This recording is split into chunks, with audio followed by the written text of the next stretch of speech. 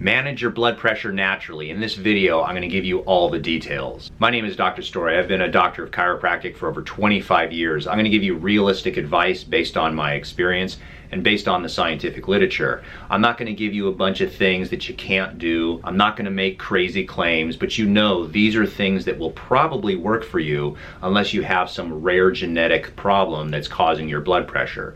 So let's just get into it and tell you how to control your blood pressure totally naturally. Number one, you need to alter your diet. And there are certain foods that will actually help us tremendously. The problem is some people can't eat these foods. Now let me tell you what they are. They are spinach and beets in particular. Spinach and beets have a lot of nitrates in them. And the benefit of nitrates is it helps our body produce more nitric oxide, which helps dilate our blood vessels and reduce our blood pressure. Now the problem with these foods is some people have a tendency to develop kidney stones from them, so they can't do them. Just like a peanut allergy. Peanuts may be good for people and they have good protein, but the problem is if you have a peanut allergy, it doesn't work. This is assuming that you can actually eat these. Now, if you like foods that have a tremendous amount of nitrates in them, then go ahead and eat them. But for most people, they just don't like these foods.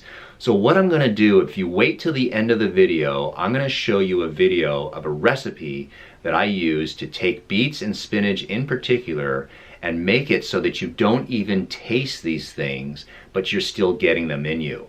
So those are foods that need to be dealt with in order to reduce your blood pressure. The second type of food that you need to do is you need to stop eating so much sugar. Now, sugar is a problem, not because it directly affects our blood pressure, but sugar creates a tremendous amount of inflammation. And the more inflammatory condition that you develop inside your arteries, the more those arteries will harden up and actually become more resistant to the pressure. The problem with that is, of course, it indirectly causes high blood pressure.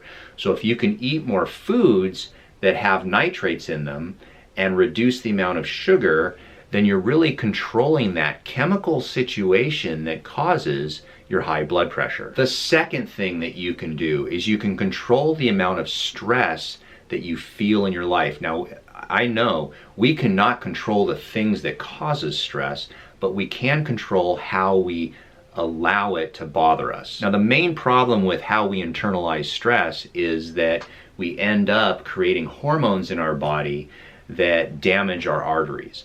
And this long-term damage is how stress can actually lead to high blood pressure.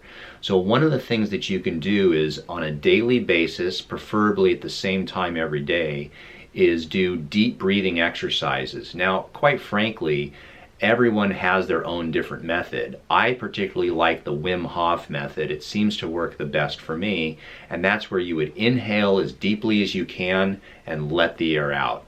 30 deep breaths like that. It really only takes you a couple minutes, but if you do it regularly, you'll find that it actually helps control your blood pressure and it helps control those stress hormones. If you only do the deep breathing once, what you may find is that it actually lowers your blood pressure that instant. That's how effective the deep breathing is.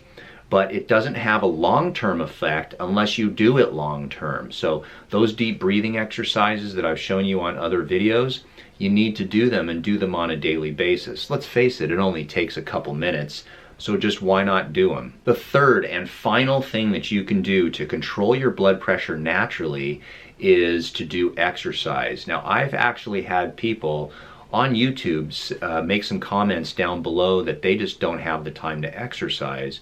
And it's just too bad because there's such a great benefit of exercise for a number of reasons.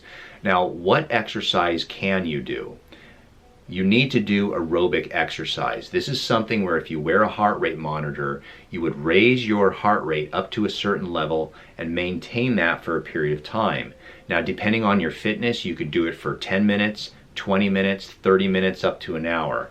Ideally, you would exercise 1 hour a day. What that means is a fast-paced walking 1 hour a day. Where do you find the time? I don't know. I don't know your life, but find the time.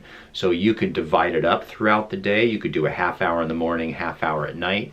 You could do little times when you walk, or you could do it all at once. Wake up an hour earlier, or do it after dinner or something like that. But if you can exercise 7 hours a week, it would have tremendous benefits on your blood pressure.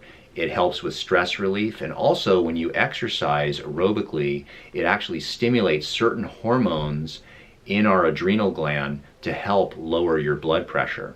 So that's what the type of exercise you do. Now, if you don't like walking, you could ride a bike, you can run, you could jog, you could hike, you could do an elliptical, you could do hiking, anything that you want to do. It doesn't matter. But I get a lot of questions on YouTube as well, what about high intensity interval training? Because that's obviously a popular thing. Or can I lift weights if I have high blood pressure? The answer is, if your goal is to reduce blood pressure, then the answer is you're barking up the wrong tree. So when you do a weightlifting, a heavy weightlifting, for example, and you lift really hard and you're holding your breath to get those reps out, really the time that you're actually spending doing the exercise for 10 repetitions might only be 30 seconds. And then you're going to rest in between each set. So if I do a bench press and I lift for 30 seconds and then wait 2 minutes and lift for 30 seconds and wait 2 minutes and lift for 30 seconds and wait 2 minutes, you've only done 1.5 minutes of exercise when you think about it that way. And even then, your heart rate will go up rapidly and your blood pressure will rise rapidly and then come down rapidly, go up and come down. That's not what you want for your blood pressure. You want to do aerobic activity. So anything where you're breathing while you're exercising is the real best exercise that you can do to naturally control your blood pressure. So now the breathing information. It's the end of the video, but I'm going to give you a bonus. Thanks for staying with me on this video. Give me a thumbs up, subscribe to the channel. If you have any questions, you can ask in the comment section down below. But right here on this corner, I'm going to put a video that discusses the actual breathing method that I mentioned earlier in the video. And this breathing method is effective for lowering your blood pressure, particularly the systolic. Whatever your normal blood pressure is, however off it is at the moment, it will almost recalibrate it to a normal level. And it will happen immediately within minutes. Now, does it last forever? No, you can't expect to breathe for 3 minutes and then you have blood pressure for the remainder of your 50 years. You have to do this every single day. It actually has a benefit if you practice it long term.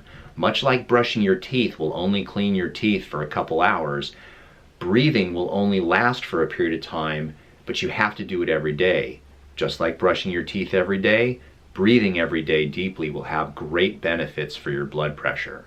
The last thing is, there are certain foods that you need to eat, and unfortunately you may not like the taste of the foods. So I'm putting a recipe right down here on how to make these foods actually taste good.